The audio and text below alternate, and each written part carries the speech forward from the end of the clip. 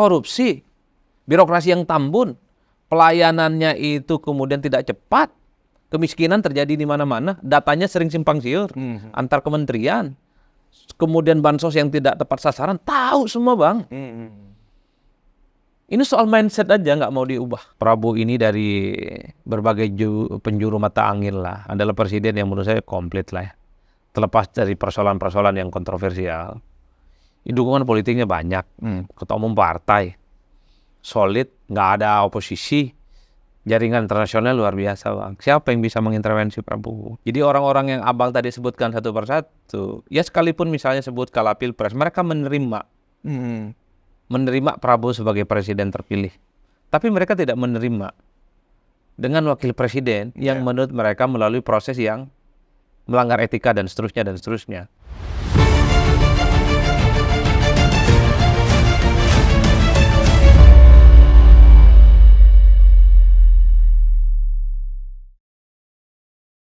Bismillahirrahmanirrahim. Assalamualaikum warahmatullahi wabarakatuh.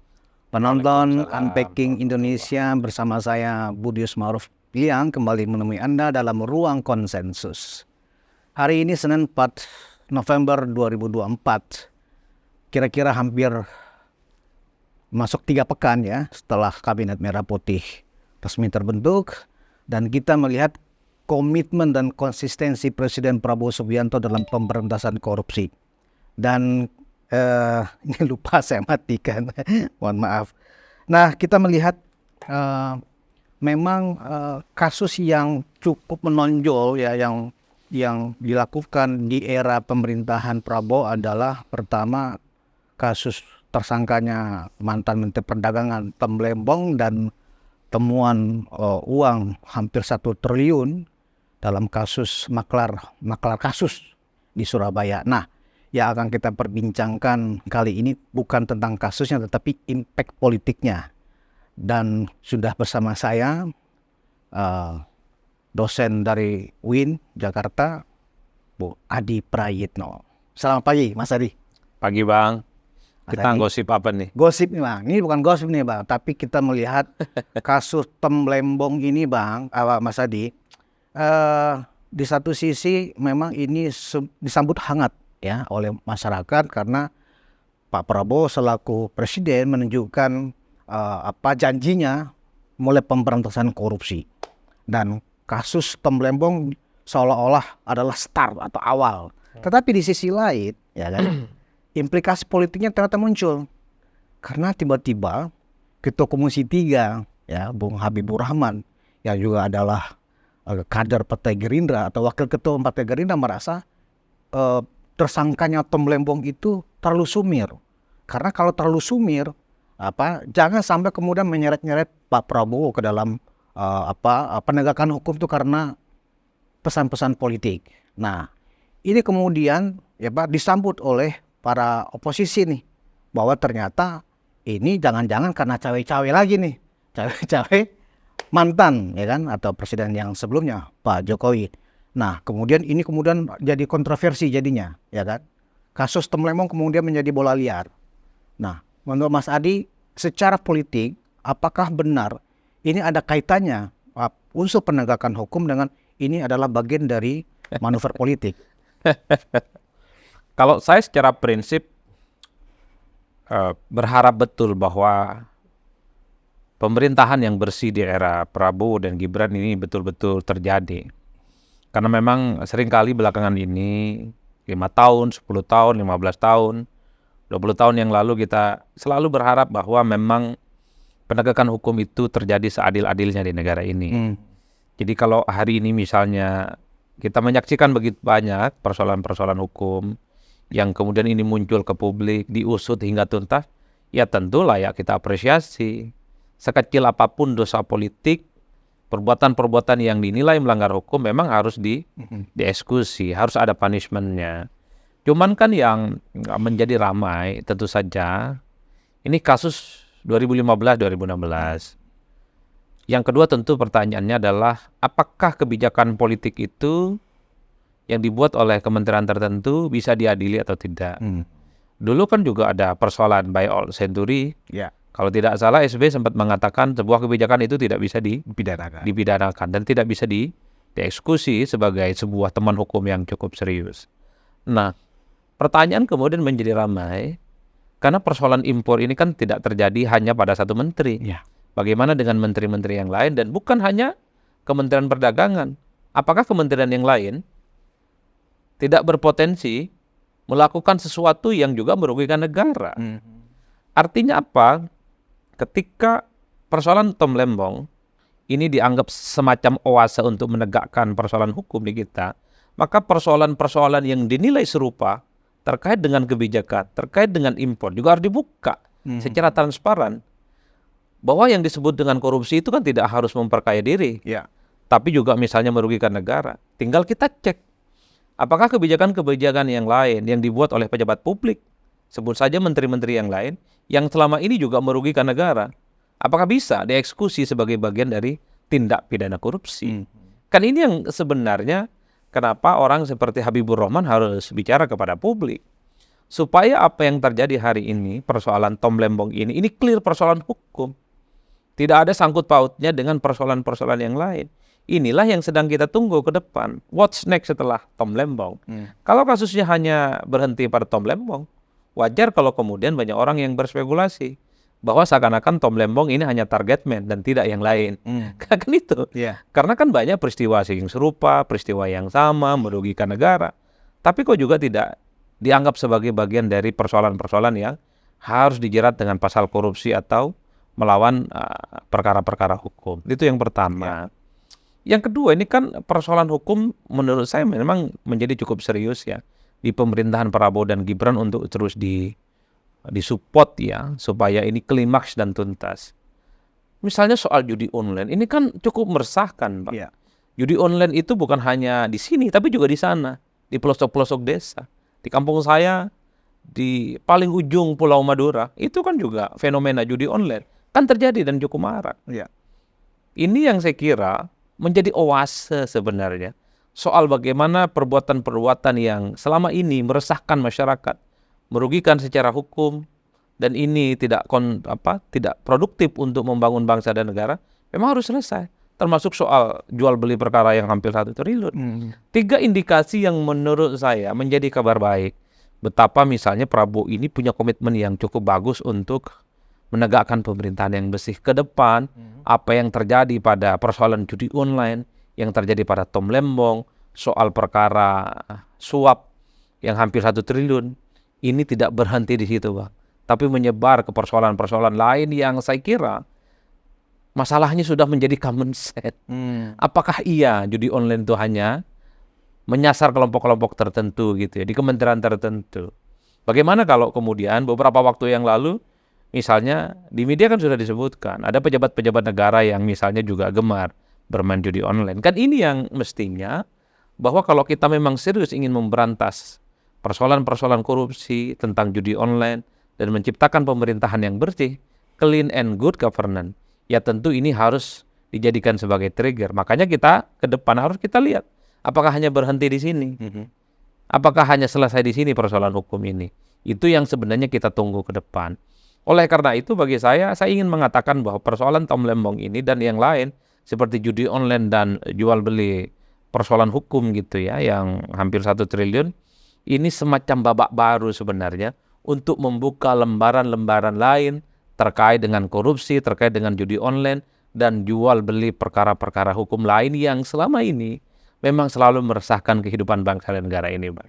Iya, berarti apa yang disampaikan oleh Habibur Rahman, Ketua Komisi 3 DPR itu ingin membuat sebuah penegasan kepada publik bahwa di era pemerintahan Prabowo ini, ya kan, hukum tidak dijadikan sandera, tapi kalau memang ada masalah diusut. Tapi kalau ada yang diungkap, ya itu bukan karena politisasi hukum. Mungkin itu yang ingin ditegaskan oleh Ketua Komisi 3 ya, Mas Adi.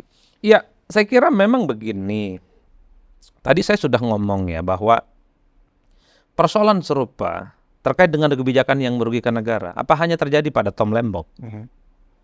Apakah hanya terjadi pada Kementerian Perdagangan? Bagaimana dengan kementerian-kementerian lain yang juga berpotensi merugikan negara? Kalau ini hanya selesai pada Tom Lembong, Ya wajar kalau orang kemudian ngomongnya aneh-aneh. Ada kaitan politik lah, ini kriminalisasi dan seterusnya. Meski saya nggak setuju. Nggak setuju dalam arti bahwa ini kriminalisasi. Kalau memang tidak ada bukti, nggak mungkin dong kejaksaan itu akan menangkap dan menjadikan tersangka. Udah ini salah, tangkap. Tinggal dijelaskan apa salahnya. Tinggal dijelaskan kepada publik apa langkah selanjutnya yang akan dilaksanakan oleh kejaksaan untuk melakukan hal yang serupa. Seperti yang dilakukan oleh Tom Lembong, seperti yang kemudian persoalan-persoalan judi online dan suap-suap itu. Ini kan semua penegak hukum bergerak, Bang. Kejaksaan bergerak, polisi bergerak. Ya. Kalau soal judi online kan polisi yang bergerak, ya kan? Kemudian perkara jual beli perkara hukum yang 1 triliun itu kan juga adalah kawan-kawan kepolisian kalau tidak salah. Atau kejaksaan, sorry maksud saya. Jadi itu yang menurut saya menjadi penting. Jangan berhenti di sini. Orang sudah menyambut ini sebagai suatu yang positif, tepuk tangan terjadi di mana-mana. Tapi kalau hanya ini selesai di sini, awwaluhu wa akhiruhu, awalnya dan akhirnya berhenti di sini, wajar kalau kemudian ini semacam PHP. Pemberian harapan palsu untuk supremasi dan penegakan hukum. Karena kan banyak publik, netizen kita sudah mention kanan kiri. Ini kasus nih yang impornya lebih besar. Kan Tom itu kalau tidak salah impornya 9. Bagaimana dengan impor yang 14, 16, 18 dan seterusnya. Itu yang mesti clear. Kalau misalnya menteri yang lain atau kementerian yang lain impornya itu tidak ada persoalan, ya jelaskan itu tidak ada persoalan. Apa yang salah dengan Tom? Kan itu yang belum clear. Apakah betul bahwa kebijakan impor saat itu tidak melibatkan banyak pihak dan itu hanya kebijakan personal yang tidak ada kaitannya dengan kementerian? Biar clear. Supaya ini yang kemudian menurut Habib sebenarnya harus dijelaskan secara transparan sehingga publik itu bisa menangkap apa yang sebenarnya salah.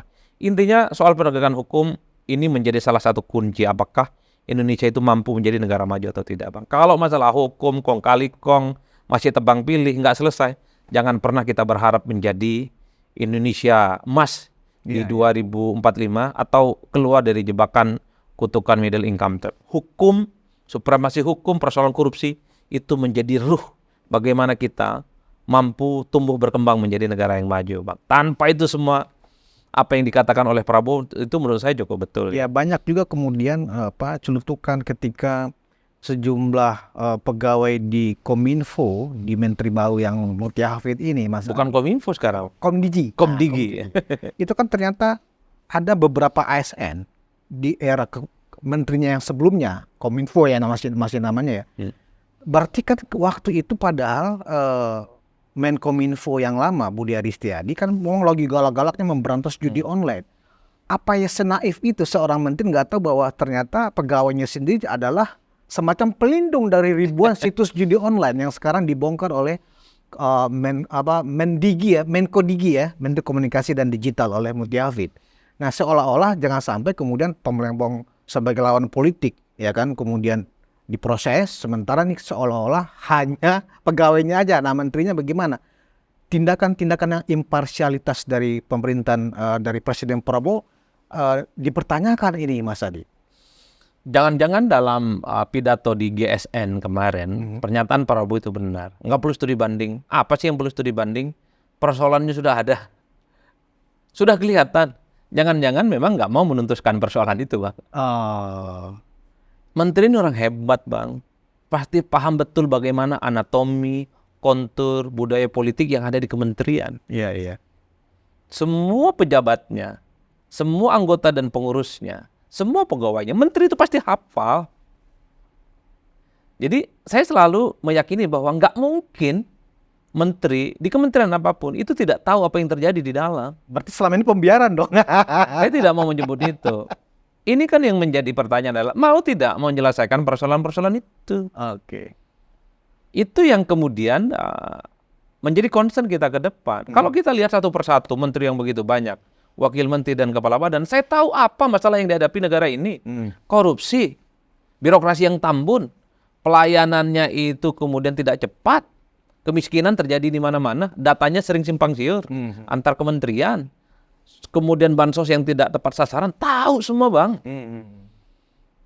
Ini soal mindset aja nggak mau diubah. Berarti banyak pesan yang disampaikan oleh Presiden Prabowo. Oh iya dong, menteri ini tahu kok orang hebat, orang top. Dan mereka dibantu oleh wakil menteri, dibantu oleh staf sus, macam-macam lah. Punya instrumen untuk mendiagnosa Apa persoalan-persoalan di negara ini? Persoalan kementerian. Masalahnya adalah mau tidak mau eksekusi itu. Kan itu saja judulnya, Bang. Masa iya di Kementerian Komdigi itu tidak terdeteksi siapa yang nakal-nakal? Iya. Di kementerian yang lain juga nyerong-nyerong. Ganti menteri baru ketahuan. Iya, Kan begitu. terdeteksi dengan transparan, Bang. Kementerian itu kan seperti rumah kaca. Apa yang terjadi di sana itu pasti terdeteksi dengan nyata. Nah, orang kan sekarang sudahlah nggak perlu bersilat lidah. Sudahlah nggak perlu ngomong indah-indah. Seakan-akan paling NKRI, paling ingin menuntaskan kemiskinan, paling depan untuk membangun bangsa dan negara. Udahlah yang kecil-kecil aja dulu di kementerianmu beresi. Kan gitu aja dulu, Bang. Iya. Mau tidak. Ini bukan soal mampu nggak mampu. Mau atau tidak sekarang, Bang. Ya, jadi gebrakan yang dilakukan oleh Mutia Hafiz selaku Menteri Komdigi ya kan, memang cukup spektakuler juga Mas, karena baru ya kan, baru seminggu jadi menteri. Betul. Seolah-olah ini mungkin ada kaitannya mungkin begini.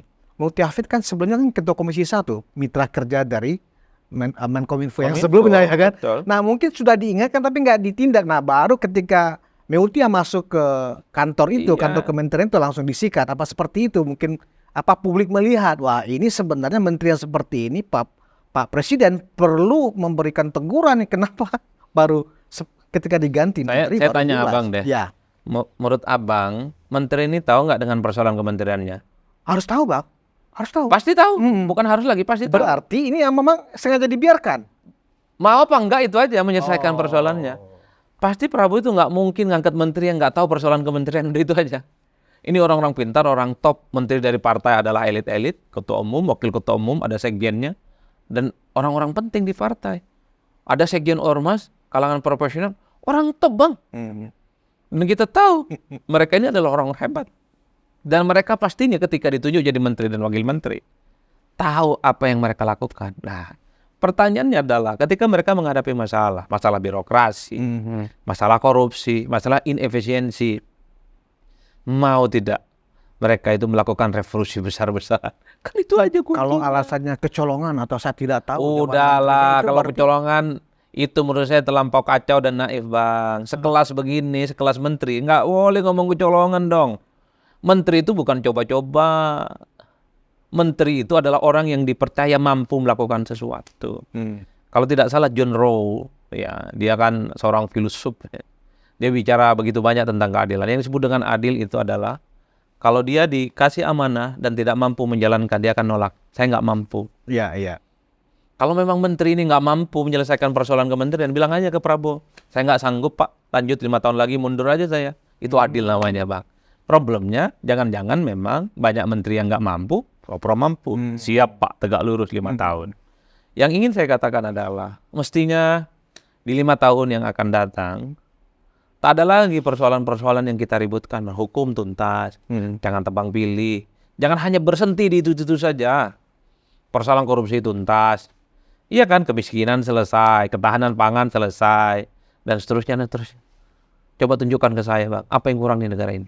Iya. Nah, Menterinya top, anggarannya banyak, punya presiden mantap, dukungan politiknya luar biasa. Iya kan? betul. Dan nyaris tak ada oposisi. Kurang apa negara ini, Bang? Kalau hari ini masih mengungkap judi online aja tak beres, Ya. kalau masih persoalan impor ini nggak beres, yang merugikan negara, aduh, ini bukan lagi ketidakmampuan, tapi memang ini dibiarkan. Jadi kita melihat Presiden Prabowo ini ibarat makan bubur, memang makannya dari pinggir-pinggir ini Mas Adi ya kan. Tapi ini yang sangat strategis semua, misalnya masalah impor. Nggak mungkin kita bisa mencapai kemandirian pangan kalau mafia pangan ya kan tidak diberantas, kan dimulai dari importer-importer nakal ya kan. Kemudian masalah judi online itu kan juga menggerus ya kan. Nah, di pemerintahan Kabinet Merah Putih ini juga ada beberapa menteri dari Kabinet Indonesia Maju yang juga sebelumnya pernah terindikasi juga kasus, tapi kemudian juga tetap masuk ke kabinet ya kan. Nah, apakah ini kemudian tiba-tiba ke depan akan ada lagi kejutan-kejutan terhadap orang-orang ini, Mas Adi?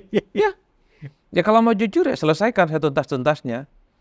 Biar nggak sumir, biar tidak spekulasi, biar tak ada dugaan-dugaan bahwa hukum itu tebang pilih. Tuntaskan semuanya, biar clear. Karena, sorry to say, Netizen kita kan jago-jago, Bang. Dalam sehari itu bisa dipretelin siapa yang punya masalah. Bukti-buktinya nyata. Apa yang dianggap sebagai kerugian, apa yang terindikasi korupsi, dan apa yang terindikasi merugikan negara itu nyata, Bang. Tapi karena progress report dari penegakan hukum kita misalnya, itu tidak tuntas, tidak selesai, ya orang jadi hopeless juga. Ini paling di awal aja, di akhir ini tidak akan selesai persoalan. Itulah yang saya kira, ini persoalan trust bagaimana supremasi hukum kita itu bukan hanya di awal, tapi dia sampai di ujung, sampai 5 tahun yang akan datang. Bahwa akan begitu banyak persoalan-persoalan hukum itu akan tuntas setuntas-tuntasnya. Bahwa persoalan korupsi itu bukan hanya terjadi di situ, tapi di tempat-tempat yang sebenarnya cukup nyata di depan kita. Dan itu sangat mudah untuk dieksekusi. Itulah yang saya sebutkan di awal. Prabowo Subianto dengan Kabinet Merah Putih punya segala instrumen untuk menuntaskan semua persoalan ini. Masalahnya mau tidak. Itu aja. Mau atau tidak? Mau atau tidak. Kalau mau atau tidak itu terkait dengan independensi Presiden Prabowo dari pengaruh Pak Jokowi. Menurut Mas Adi bisa nggak ya? Ya Prabowo ini sudah presiden, Bang, dilantik, Bang. Ya saya kira Prabowo ini dari berbagai penjuru mata angin lah. Adalah presiden yang menurut saya komplit lah ya. Terlepas dari persoalan-persoalan yang kontroversial. Dukungan politiknya banyak, ketua umum partai, solid, nggak ada oposisi, jaringan internasional luar biasa, Bang. Siapa yang bisa mengintervensi Prabowo? Jadi menurut saya, Prabowo pastinya untuk 5 tahun yang akan datang akan mengeksekusi dan menjalankan pemerintahan ini. Ya based on bagaimana Prabowo itu membayangkan Indonesia yang maju. Kan Prabowo dalam pidato politiknya luar biasa. Waktu pelantikan, waktu di Hambalang, kemudian kemarin waktu di SGSN, itu kan pidato-pidato yang memberikan harapan yang luar biasa, Bang. Nggak mungkin negara maju kalau tak bersih pemerintahannya. Menteri itu bekerja untuk bangsa dan negara. Jangan bekerja untuk konco-konco dan kroni-kroninya. Itu kan harapan besar. Ya. Oleh karena itu bagi saya nggak ada lagi cerita bahwa Prabowo itu dalam tanda kutip ya bisa diintervensi oleh siapapun. Jadi secara definitif Prabowo itu adalah presiden yang saya kira punya naluri, punya leadership dan feeling bagaimana membawa Indonesia maju dan sukses. Nah tinggal bisa tidak menterinya ini bisa mengimbangi dengan kerja-kerja Prabowo yang menurut saya gaspol ini. Mungkin dulu menteri ini berada di zona nyaman. Ya, tapi per hari ini ketika mereka punya presiden namanya Prabowo Subianto, langsung gerak cepat, bahkan mengatakan bahwa jangan ada lagi ada kemiskinan, pengangguran, ketahanan pangan, energi, makan bergizi gratis itu harus tuntas. Ya, menteri ini harus melipat gandakan bagaimana semangat-semangat ini yang kemudian harus bisa diwujudkan. Nah, problemnya adalah kalau kita hitung rata-rata, jadi menteri ini adalah orang yang berkontribusi terkait dengan pemenangan Pilpres. Yeah. Ini khawatirnya di situ, persoalan hutang budi itu menjadi persoalan yang serius sehingga sekalipun menteri itu tidak berkinerja dengan baik, ya performa kinerja mereka tidak bisa diharapkan, nggak bisa diganti. Karena persoalan hutang budi itu. Artinya mungkin Pak Prabowo sebagai bentuk utang budi itu tadi, ya kan, diberikan kesempatan, ya kan, untuk menunjukkan kinerja. Ketika 6 bulan atau 1 tahun memang ternyata tidak mampu, bahkan bermasalah, mungkin utang budi itu sudah selesai. Barangkali mungkin begitu pendekatan Ya, yang dilakukan oleh Pak Prabowo. 100 hari kerja. Sudah kelihatan itu ya? Itu menurut saya layak tidak. Seorang menteri sudah dikeluarkan lampu kuning. Evaluasi pertama. Kalau dikasih kesempatan 100 hari lagi nggak perform, ya gantilah, Bang. Nah, banyak orang hebat kok dan top di negara ini. Tinggal tunjuk mau menteri yang kayak gimana. Mau dari kalangan aktivis, proporsional, lulus luar negeri, dari kampus, LSM, lengkap ini negara, Bang. Tinggal mau yang mana barang. Kan itu aja. Masalahnya kan gini Mas Adi, masalah independensi Pak Presiden Prabowo ini kan gampang sekali kemudian ya dicocok logikan, ya dikait-kaitkan. Misalnya tiba-tiba baru belum lama ketemu dengan Presiden Prabowo ketemu dengan Pak Jokowi, ya kan, semalam habis dari sebuah kunjungan kerja jauh ke Merauke, ya kan, kemudian kembali tiba-tiba malamnya Pak Prabowo sudah menyambangi mantan Presiden Jokowi ke kediaman, kemudian makan nasi goreng bareng-bareng. Nah, seolah-olah begini, publik dengan kacamata publik tentunya ya, seolah-olah melihat, nah Pak Prabowo belum apa-apa udah lapor ke Pak Jokowi. Padahal kan itu sebuah penilaian yang belum tentu benar. Gimana Mas Adi melihat ini? Ya, satu-satunya argumen ya terkait dengan kunjungan Prabowo dengan Jokowi, tentu ini tidak terlepas dari sikap kenegarawanan yang ingin ditunjukkan oleh Prabowo ya. Di tengah kesibukan membangun bangsa, mengorkestrasi bagaimana Indonesia ini maju ke depan, Prabowo masih berkesempatan untuk berkunjung dan bersilaturahmi. Kenapa saya sebut sebagai sikap kenegarawanan? Ya saya kira tentu Prabowo itu ingin menggali begitu banyak bagaimana membangun Indonesia dari Jokowi yang beberapa waktu yang lalu ya sudah lengser. Kenapa begitu jalan ceritanya, Bang? Kalau ini maksud dianggap sebagai tidak independen dan seterusnya, saya kira Prabowo Subianto itu bisa melakukan apa aja di negara ini sebagai presiden. Tapi karena punya kerendahan hati untuk berdialog dan berdiskusi dengan mantan-mantan presiden, ya Prabowo juga datang ke Solo, menganggap Jokowi adalah sebagai sosok yang sepertinya juga perlu digali bagaimana success story selama 10 tahun menjadi presiden. Meski banyak netizen dan banyak pihak yang mengatakan, oh mungkin ini akan ngomong tentang mungkin menteri, mungkin pilkada. Ini Prabowo presiden kok. Kalau ngomong pilkada, Prabowo juga bisa ngomong ke semua partai. Dan Prabowo bisa mengakselerasi semua kekuatan-kekuatan politik di negara ini. Bukan hanya presiden Prabowo ini, Bang. Ketua umum partai, Bang. Dia bisa panggil semua ketua umum partai. Dia bisa perintahkan lah kira-kira begitu. Semua partai ini untuk bicara tentang pilkada. Kepentingan bersama, Kim dan Kim Plus. Ataupun menteri. Kalau memang ada menteri yang nggak perform, nggak peduli, menteri-menteri itu separuhnya orang Jokowi, tinggal diganti kok. Apa susahnya? Prabowo punya kewenangan untuk melakukan itu. Jadi kalau ada yang mengatakan bahwa Prabowo ketemu Jokowi ini misalnya dikaitkan dengan independensi dan seterusnya. Aduh, bagi saya nggak Prabowo banget ini barang gitu lah, Pak. Ya paling mungkin Prabowo itu butuh lah insight, semacam masukan. Bagaimana menghadapi persoalan-persoalan Indonesia minimal 5 tahun ke depan seperti apa. Kalau soal kementerian, urusan kinerja, pilkada, udahlah Prabowo itu di atas segala-galanya udah, Bang. Jadi itu yang saya kira Prabowo itu punya kerendahan hati untuk tetap ya menimba ilmu dari orang-orang yang selama ini sudah dinilai berjasa. Bukankah juga Prabowo ingin bertemu dengan Megawati? Sejak 2 tahun yang lalu kata Pak Hasyim kan. Ya mungkin ingin dapat insight waktu Megawati jadi presiden. Dan sering juga bertemu dengan Pak SBY. Jadi itu yang saya kira bahwa Prabowo ini tidak ingin membuat jarak yang cukup jauh ya dengan mantan-mantan presiden sebelumnya. Yang menjadi ramai itu adalah karena memang ya sejumlah kalangan, sejumlah pihak dan terutama kelompok-kelompok netizen di X berharap udahlah ini bulan madu Prabowo dan Jokowi mestinya sudah diakhiri. Gitu. Yang presiden itu Pak Prabowo, bukan Pak Jokowi. Dan Jokowi itu dianggap sebagai bagian dari masa lalu. Kan itu Bang yang kemudian kita anggap sebagai perbincangan. Jadi setelah dilantik jadi presiden ya Pak Prabowo itu mungkin ya harapan kelompok-kelompok tertentu kurang-kurangin lah bertemu dengan orang-orang yang sebenarnya tidak ada kontribusinya dan tidak punya legasi apapun ya untuk bagaimana membangun Indonesia ke depan. Pak Prabowo adalah Pak Prabowo, bukan yang lainnya. Kan gitu kan? Siapa itu kan teman-temannya Abang semua yang kayak gitu biasanya. Tuh Forum Cinta Tanah Air, Forum Pembela Tanah Air. Ya kayak gitu kan. Nah, Forum-forum pembela tanah air itu kan berharap ini Pak Prabowo adalah presiden definitif. Ya tentu yang ingin dilihat itu adalah Prabowo yang orisinal 100%. Jadi semua keputusan politik, akselerasi, dan apapun yang dilakukan di 5 tahun yang akan datang ya Pak Prabowo. Bukan ada wajah-wajah lain yang ada di belakangnya kan kayak gitu. Jadi Pak. tidak dalam konteks konsultasi kepada ke Pak Jokowi ya yang dilakukan oleh Pak Prabowo semalam di Solo. Entahlah Bang, wallahu a'lam bishawab. Jangankan kita, jangan-jangan di lingkungan internal mereka juga banyak yang nggak tahu apa yang dibicarakan. Karena cuma 2 orang, Bang. Hanya 2 sosok ini aja yang tahu, Bang. Sama Allah Subhanahu wa Ta'ala. Mereka berdua ya kan. Yang lain tuh kalau untuk nafsirin paling ngarang-ngarang juga, Bang. Paling ngarang-ngarang merasa tahu dan ya merasa mendapatkan bocoran lah. Tapi kita berbaik sangka saja. Apapun yang dibicarakan, entah itu pilkada, entah itu tentang pilpres, selanjutnya entah itu soal menteri atau apapun lah. Ya saya harapannya tentu saya tak mau melihat Indonesia ini hanya begini-begini aja lah Bang. Gitu ya.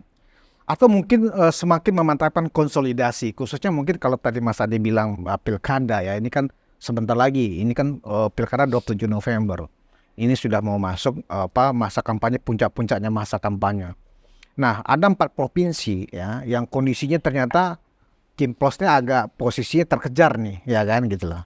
Dari DKI Jakarta, Jawa Tengah, ya kan, Jawa Timur dan Sumatera Utara. Nah, apakah bentuk konsultasi yang dilakukan oleh Pak Prabowo bagaimana menjaga 4 provinsi ini supaya Kim Plus ini ya kan minimal di 4 provinsi nggak lolos. Atau mungkin Pak Prabowo ini kita bicara apa hipotesa ya Mas Adi. Apa mungkin supaya menyarankan Pak Prabowo Pak Prabowo menyarankan ke Pak Jokowi untuk turun di Jawa Tengah misalnya, turun di Jakarta misalnya gitu loh. Saya sudah bilang Prabowo ini presiden, apa yang tidak bisa dilakukan oleh seorang presiden di negara ini, Bang? Mengakselerasi, mengorkestrasi, menggerakkan begitu banyak instrumen kekuatan politik untuk memenangkan pertarungan. Jadi Prabowo itu presiden, Bang. Presiden itu cukup powerful dan cukup luar biasa pengaruhnya. Kalau hanya untuk urusan-urusan pilkada, ya nggak perlulah datang ke Pak Jokowi, kan kira-kira begitu. Prabowo juga bisa ngomong dengan siapapun. Saya kira pasti ada sesuatu yang jauh lebih besar dari urusan-urusan pilkada. Kalau hanya untuk urusan kampanye misalnya, kan Jokowi tinggal kampanye. Tinggal datang mendukung Lutfi misalnya di Jawa Tengah. Kan nggak perlu disembunyikan lagi bahwa Lutfi itu adalah orangnya Jokowi. Kan Jokowi juga udah bukan presiden lagi, bebas mau berkampanye, jadi juru bicara, jadi jurkam, bebas Bang. Ke Sumut juga misalnya dia mendukung Bobi, di Jawa Timur kemudian beliau itu mendukung Khofifah, di Jakarta misalnya dukung Emil. Bebas sebebas-bebasnya, nggak ada aturan apapun yang melarang. Dan tentu nggak mungkin 08 ini buang-buang energi hanya untuk bicara itu. Ada sesuatu yang lebih besar. Yang urgen di negara ini yang pastinya dibicarakan dari hati ke hati. Oleh karena itu, Dan kalau Mas Adi nggak bisa mendetek gitu kira-kira apa. aduh Bang, bahkan orang yang mengaku A1 juga nggak bisa mendetek Bang. Paling ngarang-ngarang juga ceritanya. Karena mereka berdua bicaranya ya kan. Iya, kan terlampau banyak A1 yang Iya. bocor kemana-mana. Semua orang sekarang mengaku teman-teman kita ini info A1 padahal Iya, A200 barangkali ya kan. saya selalu meyakini bahwa Prabowo ini adalah presiden yang punya segala kerendahan hati untuk berbicara dengan mantan-mantan presiden terdahulu, minta masukan, minta pendapat, apa yang terbaik dilakukan untuk bangsa dan negara. Termasuk dengan Pak Jokowi.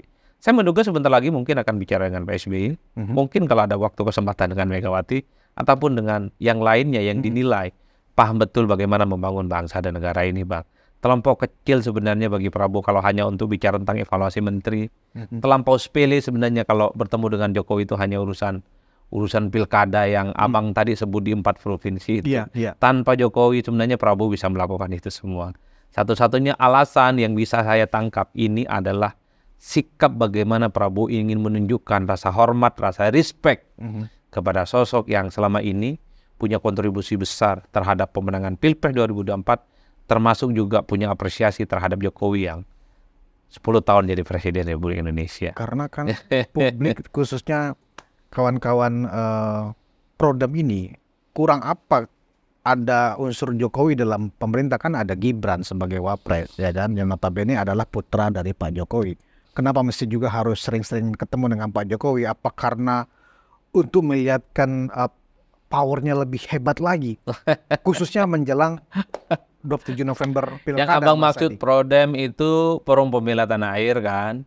Atau selama ini kelompok-kelompok kritis terhadap Jokowi, anti Jokowi? Ya dari Refli Harun, Rocky Gerung, ya kan, Said Didu, ya kan, Dan yang lain. dan lain-lain, ya kan. Dan kenapa kita berani sebut nama? Karena kan mereka juga sebut nama, ya kan, gitu. Nggak apa-apa. Artinya begini, Mas Adi, publik khususnya di ruang sosmed itu juga perlu kita edukasi. Bagaimana cara menyikapi ketika ranah sosmed ini begitu ramai dengan teman-teman ini yang memang aktif ya, memang aktif mereka di sosmed kan. Seolah-olah sedang mencari terus celah kesalahan untuk diakumulasi sedemikian rupa, kemudian diangkat sebuah angle yang menyudutkan, ya kan, kemudian menghasut dan seterusnya. Nah, ini kan sebenarnya bagi yang anggaplah teman-teman yang kalah, ya kan, kalah dalam Pilpres, mereka seolah-olah mendapatkan media untuk melampiaskan rasa sakit hatinya, karena teman-teman ini kan selalu mendapat respon, tapi kan jadi bising ruang publik kita, Mas Adi.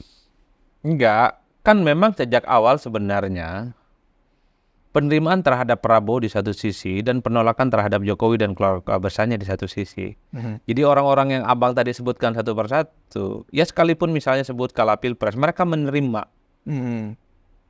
Prabowo sebagai presiden terpilih, tapi mereka tidak menerima dengan wakil presiden yang menurut mereka melalui proses yang melanggar etika dan seterusnya dan seterusnya. Makanya ketika Prabowo Subianto bertemu dengan Jokowi, mereka protes. Untuk apa sih ketemu gitu? Kan itu aja kan protesnya. Ini kan mereka ingin melihat Prabowo ini udah presiden, apa pentingnya mantan-mantan presiden kan kira-kira begitu. Ini kan ekspresi dari kekecewaan dan kemarahan. Ke depan itu yang ingin dilihat adalah Prabowo Subianto 100%. Bukan Prabowo Subianto yang kemudian sering bicara dengan orang yang tidak disuka oleh mereka. Ya Pak Jokowi. Bahkan sampai hari ini penolakan mereka terhadap wakil presiden Gibran Rakabuming Raka kan cukup tinggi. Kan itu yang ramai sebenarnya Bang. Ada istilah-istilah, wah ini masih di bawah bayang-bayang, tidak independen, masih diintervensi dan seterusnya dan seterusnya. Kan kawan-kawan ini yang memproduksi itu semua. Nggak ada masalah sih bagi saya. Apalagi Pak Muzani kalau tidak salah selalu berpantun tuh. Banyak orang yang berharap Prabowo Jokowi pecah kongsi gitu ya. Tapi mereka ini satu narasi gitu, membangun bangsa dan negara. Itu kan untuk menunjukkan betapa kebersamaan. Per hari ini antara Prabowo dan Jokowi memang tidak bisa dipisahkan. Ini kan soal bulan madu yang belum usai Bang. Udah kita nikmati aja. Apakah ruang publik kita akan bising atau tidak? Memang bising Bang. Demokrasi harus bising. Harus bising Bang. Tinggal bagaimana publik dalam menginterpretasikannya. Betul. Kenapa demokrasi bising? Karena yang adem itu hanya Maji Stalin. Berisik kalau di kampung-kampung berisik toanya Mas tadi. Tapi kan sekalipun berisik itu berdoa Bang. Iya. Ya kan? Memuji-muji nama besar Tuhan. Berharap keselamatan untuk diri, agama, dan bangsa dan negara. Nggak bising. Tapi yang ingin saya katakan adalah kelompok-kelompok kritis semacam itu perlu Bang. Saya kan juga sering kritis. Di tengah misalnya partai politik yang per hari ini tidak mau jadi oposisi.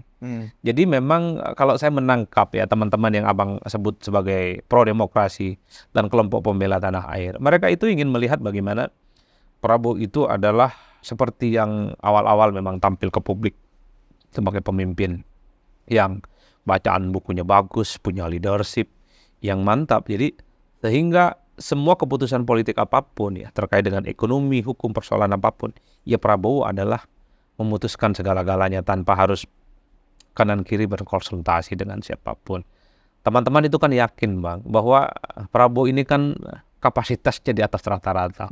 Bahasa Inggrisnya bagus, pergaulan internasionalnya bagus ya kan. Ketua umum partai, dukungannya solid gitu. Dan Prabowo bisa melakukan apapun dalam konteks itu. Ya itu yang saya tadi sebutkan, kurang-kurangi untuk bertemu dengan pihak-pihak yang tidak disukai oleh kelompok mereka, gitu aja Bang, nggak IP-nya. Tapi sekali lagi teman-teman, karena ini adalah podcast ya, memang harus kita maklumi, sebising apapun ruang publik itu harus kita terima sebagai sebuah keniscayaan dalam berdemokrasi. Suka tidak suka harus dinikmati. Harus dinikmati. Harus dinikmati. Saya sering kok mengikuti diskusi, mengikuti apapun yang sekalipun itu bertentangan dengan pikiran dan jalan hidup saya. Tapi saya ingin nikmati bagaimana orang itu berargumen. Karena dalam hal-hal tertentu, keyakinan yang saya anggap benar selama ini, itu masih bisa dinegosiasikan dalam konteks kalau ada argumen yang rasional dari pihak-pihak tertentu. Jadi bahwa nyinyiran, kemudian bulian dalam demokrasi itu sebagai vitamin dan obat sebetulnya Bang. Supaya tidak melulu berada di zona nyaman. Nah, Mas Adi, ini teman-teman yang aktif di gerakan Forum Tanah Air misalnya, itu kan sebenarnya teman-teman aktivis ya, mereka juga adalah seorang akademisi. Tetapi kenapa ya, hampir 5 atau 10 tahun mereka aktif bersuara di ruang publik ya, tetapi kok tidak ada resonansinya sampai ke akar rumput, ya kan? Apa karena ini bentuk kelemahan dari gerakan politik berbasis aktivis selama ini yang hanya mengandalkan cuap-cuap, ya tidak langsung bersentuhan dengan masyarakat, Mas Adi? Ya kalau kita membaca munculnya gerakan-gerakan politik besar ya di negara-negara manapun termasuk di Indonesia, itu variabelnya banyak Bang. Jadi harus ada kemampuan untuk mengorganisir kelompok-kelompok masyarakat menjadi masyarakat yang kritis. Itu kuncinya. Jadi ada mobilisasi bagaimana gerakan itu dimunculkan dan ditimbulkan sebagai sebuah gerakan protes. Entah itu kalangan buruh, kalangan aktivis, mahasiswa, kemudian kelompok-kelompok pro-demokrasi lainnya. Nggak bisa mereka itu hanya dijejali dengan informasi-informasi yang ada di medsos. Nggak bisa. Tapi gerakan politik itu di-organize. Gerakan politik itu memang harus terjun langsung ke bawah. Nah, Kalau kawan-kawan yang selama ini kritis ingin membangun sebuah gerakan politik yang besar, nggak bisa hanya ngomong di YouTube dan podcast, Bang. Jangan merasa bahwa omongan di podcast dan YouTube itu bisa menggerakkan begitu banyak kekuatan politik, nggak bisa. Kalau hanya dengan YouTube dan podcast itu mampu menggerakkan gerakan politik yang besar, mestinya jagoan mereka yang diusung dalam Pilpres menang, Bang. Iya. Karena daya jangkaunya banyak. Tapi sebagai sebuah gerakan politik, gerakan sosial, gerakan-gerakan ke bawah, live in bersama mereka, itu menjadi penting. Munculkan kelompok-kelompok kritis yang sadar bagaimana persoalan kebangsaan ini tidak baik-baik saja. Munculkan masyarakat-masyarakat yang berani dan agresif. Ketika ada persoalan-persoalan serius di negara ini nggak tuntas, mereka harus berbunyi. Ormas, kelompok-kelompok mahasiswa, kelompok-kelompok Cipayung, buruh, nelayan, petani, sentuh mereka yang selama ini memang tidak terjangkau dengan jaringan-jaringan podcast dan medsos gitu. Jangan pernah merasa bahwa gerakan politik itu hanya selesai dengan podcast dan YouTube. Nggak bisa, Bang. Itu penting ya untuk mengubah mental model. Itu penting untuk menginjeksi bagaimana nilai-nilai perjuangan dan sikap kritis, iya. Tapi gerakan politik itu harus yang mengomando di depan. Siapa yang ambil tongkat komando, 5 langkah revolusi ke depan, memimpin barisan perlawanan, dia akan mampu melakukan gerakan sosial. Tanpa itu semua nggak bisa, Bang. Seperti abang dan kita-kita, penikmat YouTube, penikmat podcast. Apakah setelah kita nonton podcast dan YouTube sesuai dengan selera kita, kemudian kita akan melakukan sesuatu? Enggak, Bang. Harus ada yang merajut tali temali. Orang-orang yang tidak puas, yang tidak respect, yang tidak nyaman dengan kondisi saat ini, bersatu, berkumpul, dan bergerak. Jangan kemudian hanya seolah-olah menjadi sekumpulan elitis para aktivis ini aja, ya. Ya, betul. Yang secara rutin setiap minggu, ya kan, kumpul kemudian bikin narasi, rame-rame menghujat dan seterusnya tanpa mereka melakukan semacam beraktivitas langsung ke masyarakat, ke akar rumput. Ya, sebenarnya literasi semacam itu juga penting, Bang, untuk membangun kesadaran kritis ya. Bahwa ada sesuatu yang tidak selesai di negara ini itu penting. Tapi kalau berharap gerakan ini menjadi besar, menjadi snowball, itu nggak selesai hanya ngomong di YouTube dan medsos. Mereka harus turun ke basis. Datengin itu buru-buru pabrik, Bang. Ceramai mereka. Betapa negara ini nggak baik-baik saja gitu loh, Bang. Datangi kelompok-kelompok petani, datangi kelompok-kelompok masyarakat, organisir. Bagaimana membangun gerakan sosial itu yang efektif dan kuat. Itu yang saya kira membangun gerakan politik itu tidak mudah. Dan kebetulan saya juga tukang demo dulu, Bang. Jadi senior-senior kita ngajak demo itu selalu mengatakan, jangan kau berharap sekali demo BBM akan kemudian dibatalkan kenaikannya oleh pemerintah. Nggak bisa. Harus disebut dulu, Bang. Kena water cannon, goyang-goyang pagar. Saat itu. Artinya apa? Itulah yang saya sebutkan. Bahwa membangun gerakan sosial itu tidak mudah. Dan kakinya harus nyentuh ke tanah. Jangan selalu berada di menara ganting. Iya. Kita sudah. Nah, itu problem yang menurut saya cukup serius. Bahwa apa yang dilakukan oleh kawan-kawan saya kira juga top. Tapi itu kan narasi-narasi di kelas menengah ke atas. Dan ada kecenderungan kelas menengah ini kan agak males mau melakukan apapun. Berarti saran Mas Adi adalah mereka harus merubah strategi.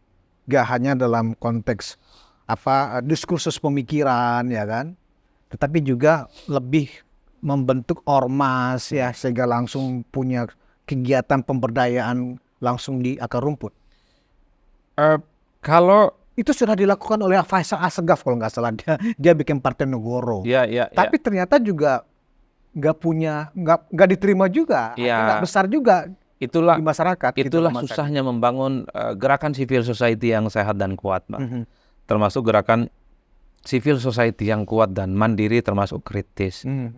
Kan kalau kita mau jujur, gerakan civil society kita banyak, Bang. Ormas-ormas agama yang besar, ormas-ormas yang lain besar. Tapi mereka nggak punya sikap kritis. Ini tantangan dari kawan-kawan. Saya juga sedang berusaha untuk di situ. Betapa susahnya mengajak orang itu engage dengan persoalan-persoalan politik dengan perspektif yang kritis. Kalau Anthony Gramsci itu selalu mengatakan, ya jadilah intelektual yang organik. Bukan hanya pintar, bukan hanya cakap, bukan hanya cerdas pada level kognitif dan intelektualisme. Tapi yang paling penting adalah gagasan itu punya kaki-kaki di bawah. Untuk melakukan resistensi, perlawanan, mengorganisir basis massa di bawah. Nah, problem kita per hari ini mengorganisir orang-orang di bawah itu nggak gampang. Kenapa ini kita diskusikan Mas Adi? Kita memang membutuhkan ada unsur check and balances yang hidup di masyarakat di luar partai. Karena kalau kita lihat periode yang sekarang dengan koalisi besar yang bisa jadi mungkin di tengah jalan bisa jadi juga PDIP bergabung. Nah, siapa yang melakukan kontrol terhadap kekuasaan? Nah, teman-teman ini sebenarnya punya modal, ya kan? Dari teman-teman Rocky Gerung dan kawan-kawan ini punya modal sebenarnya Mas Adi. Cuman karena mereka berangkat dengan kebencian, bukan dengan pemikiran gitu loh, sehingga kemudian akhirnya muncul pro dan kontra di tengah masyarakat. Dan sialnya secara kuantitatif, ya kan, yang kontra terhadap ide-ide yang sifatnya lebih kepada agitatif ternyata tidak diterima gitu Mas Adi. Ya, saya melihat kawan-kawan itu berawal dari pikiran kritis ya Bang, bukan kebencian ya. Mereka punya barrier bahwa rezim dan pemerintahan itu adalah sesuatu yang memang sangat layak mereka lawan. Karena selalu menimbulkan sesuatu yang tidak bagus kan. Melalui kebijakan ataupun elit-elit mereka yang perilakunya selalu menimbulkan kegaduhan yang tidak bisa ditolerir. Dalam konteks itu menurut saya menjadi penting dan tetap bagus ya. Nah, sekarang adalah bagaimana gerakan-gerakan politik kritis ini membesar, itu yang paling penting. Kelompok-kelompok mahasiswa kritis, kelompok-kelompok ormas juga memiliki aspirasi yang sama. Kan itu tugas terbesarnya. Di tengah kecenderungan betapa memang saat ini ada kecenderungan untuk menjadi bagian dari koalisi pemerintah. Memang tidak gampang menjadi aktivis, mengorganisir gerakan-gerakan massa di bawah ini Bang. Ini ibarat orang yang berjalan di tempat yang suci. Berjalan di tempat yang sunyi maksud saya. Nggak ada peminatnya. Sepi, nggak ada akses terhadap kekuasaan, kering kerontang, nggak ada ekonomi di situ, nggak ada akses apapun yang bisa dikapitalisasi sebagai bagian dari kepentingan ekonomi. Tapi kalau ini dianggap sebagai bagian dari gerakan politik, gerakan dakwah dalam tanda kutip menuju Indonesia yang baik, saya kira memang harus dilakukan. PR terbesar kawan-kawan kita, termasuk saya, adalah berorganisir masyarakat di bawah itu menjadi kritis, itu aja Pak. Jadi solusinya itu ya Mas Adi? Iya, bagaimana kita bicara dengan orang-orang yang selama ini tidak well educated, ekonominya kelas menengah ke bawah, dan mereka sadar dengan hak politiknya untuk melakukan protes dan perlawanan. Kan itu kuncinya. Kalau podcast YouTube kayak gini, berapa sih Bang yang mampu menggerakkan gerakan sosial, perlawanan-perlawanan? Kemarin yang demonstrasi yang menolak pengesahan Undang-Undang Pilkada DPR, itu bukan karena dari YouTube Bang. Gerakan dari satu kelompok BEM yang lain, kelompok aktivis yang lain. Itu yang saya kira, jangan pernah berharap dan mengira bahwa pembicaraan-pembicaraan di YouTube dan medsos ini, dia seakan-akan sudah menyelesaikan semua persoalan. Masih jauh Bang, PR-nya masih banyak. Yang paling penting adalah kaki itu harus menyentuh ke tanah, ide itu juga butuh kaki-kaki perjuangan, mengorganisir dan basis-basis massa, itu adalah PR terbesarnya. Sehingga pikiran-pikiran kritis menjadi opposite di luar kekuasaan, itu adalah sebagai sesuatu yang gerakan politiknya, itu juga sangat layak untuk diperhitungkan. Kan itu prinsipnya. Sudah dijawab oleh Prabowo sebenarnya Mas Adi. Cuman sayangnya, misalnya dengan terbentuknya kemarin Gerakan Solidaritas Nasional, kan judulnya keren ya kan, Solidaritas Nasional, ya kan, artinya disitulah ada ruang konsensus massal sifatnya. Nah, tetapi sayangnya itu dihuni oleh para elit politik semua, para partai politik semua, para relawan semua yang notabene mereka adalah politisi. Artinya embrio untuk lahirnya kekuatan yang bisa mengawasi kekuasaan itu juga tidak nampak dari Gerakan Solidaritas Nasional ini. Nah, makanya barangkali dengan diskusi kita ini, mungkin kita ingin mengajak nih Mas Adi, kawan-kawan dari Forum Tanah Air ini merubah strategi di dalam bagaimana mereka melakukan kontrol terhadap kekuasaan. Ya bukan hanya Forum Pembela Tanah Air lah Bang. Kita juga punya kewajiban moral untuk melakukan kontrol dan kritik. Misalnya kita kritis kalau ada menteri tiba-tiba belum kerja minta anggaran 20 triliun. Kan kita kritisi. Jadi nggak perlu kita punya merek gerakan apa. Ya kita sebisa mungkin melakukan kritik di berbagai forum, di berbagai kesempatan. Dan ketemu dengan begitu banyak komunitas, kita sampaikan. Ini nggak bagus. Kalau belum kerja, anggaran minta naik. Kita juga kritik misalnya kalau ada menteri pakai kop kementerian untuk kepentingan pribadi. Kita kritik secara transparan. Kita juga kritik kalau kemudian ada di lingkaran kekuasaan, misalnya gelarnya masih dipersoalkan. Kita sampaikan itu sesuatu yang nggak nyaman, membuat bagaimana situasi dan kondisi kita. Artinya apa? Kalau kita belajar tentang teori-teori gerakan sosial, kan ada yang disebut dengan New Social Movement. Jadi gerakan itu nggak harus ada mereknya, Bang. Gerakan pencinta ini, pencinta itu nggak perlu sekarang. Gerakan itu bisa insidental, bisa terjadi tiba-tiba. Ketemu, punya pikiran yang sama, dalam 3 hari, 4 hari, langsung bisa melakukan protes dan perlawanan. Ide, gagasan bisa disampaikan dengan cara apapun. Kayak kemarin tiba-tiba, banyak orang yang demo ke KPK, ke Mahkamah Konstitusi. Memberikan dukungan moral yang kemudian di mana putusan Mahkamah Konstitusi nomor 60 yang tidak memperbolehkan orang yang belum umur 30 tahun itu tidak bisa maju, itu kan gerakan moral. Apakah itu diorganisasi sejak lama? Nggak ada, Pak. Gerakan kebangsaan aja. Satu persatu dosen, mahasiswa, guru datang aja ngumpul di MK. Kemudian yang demo di depan DPR juga. Orang kan datang satu persatu, Bang. Ini adalah ciri dari gerakan sosial yang baru, new social movement. Dalam konteks itulah bagi saya, gerakan politik tidak harus ada mereknya sekarang.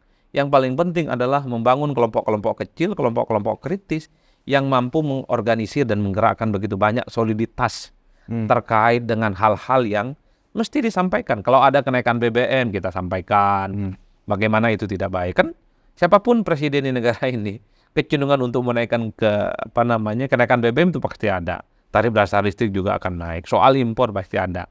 Bisa tidak? Gerakan-gerakan podcast ini juga menyentuh kaki-kaki perjuangan di bawah itu. Kan itu persoalannya. Saya ngajar, saya peneliti, saya juga sering berdiskusi dengan banyak komunitas. Saya sampaikan pikiran saya secara terbuka. Kalau setuju, ayo. Tidak harus demo. Minimal protes. Kita sampaikan melalui medsos kita masing-masing.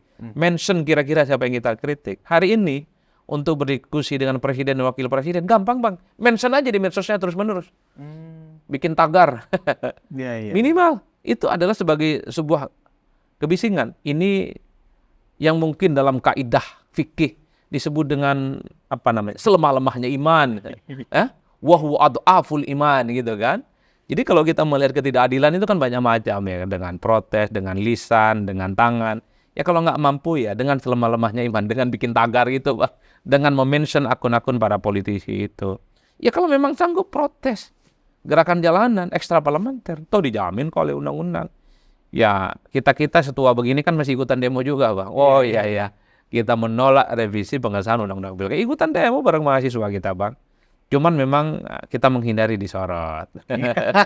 Udah ketuaan soalnya. Tapi sebagai sebuah dukungan politik, dukungan moral, saya akan terus melakukan itu. Yang penting gerakan itu, suara-suara itu dilakukan dengan semangat, dengan cara-cara yang benar ya, Mas Adi, tidak melakukan informasi yang sifatnya disinformatif, bukan fitnah, bukan kebencian. Betul. Nah, saya pendemo ngerti lah yang kayak gitu-gitu. Tapi tentu kita berharap bahwa yang kritis-kritis, yang protes-protes, itu tidak melulu karena kita nggak bagian kekuasaan. Kan selalu tuduh, Bang, kalau nggak kebagian kekuasaan aja kok.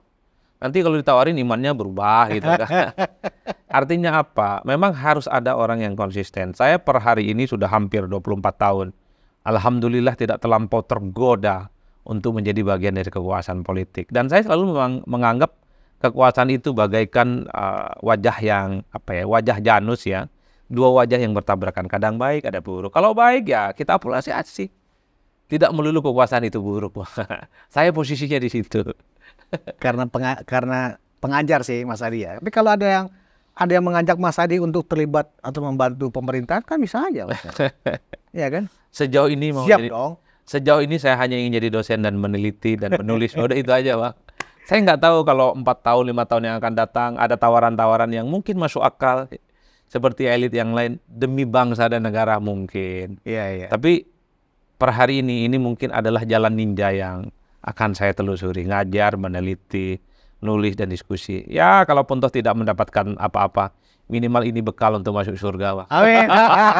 Terima kasih, Mas Adi. Banyak sekali tips-tips yang diberikan oleh Mas Adi ya kepada gerakan-gerakan sosial yang ada di masyarakat. Ya memang kekuasaan harus kita kontrol, Mas Adi, ya kan? Dengan cara-cara kalau itu setuju, Bang. Ya, dengan cara-cara yang baik tentunya karena kita demokrasi. Dan penonton Ruang Konsensus Unpacking Indonesia, menarik sekali perbincangan kita dengan Mas Adi Prayitno. Dengan begitu besarnya kekuasaan Presiden Prabowo saat ini, yang tidak saja mendominasi di parlemen, ya kan, tapi juga mengakar di masyarakat, bukan berarti ya kita sebagai masyarakat, sebagai rakyat tidak ada ruang untuk melakukan pengawasan. Dan justru itu tips-tips yang sudah diberikan Mas Adi sebaiknya kita coba untuk kita lakukan. Demikian dulu perbincangan kita dan kita bertemu di episode selanjutnya. Siap. Terima kasih atas perhatiannya. Wassalamualaikum warahmatullahi wabarakatuh. Waalaikumsalam warahmatullahi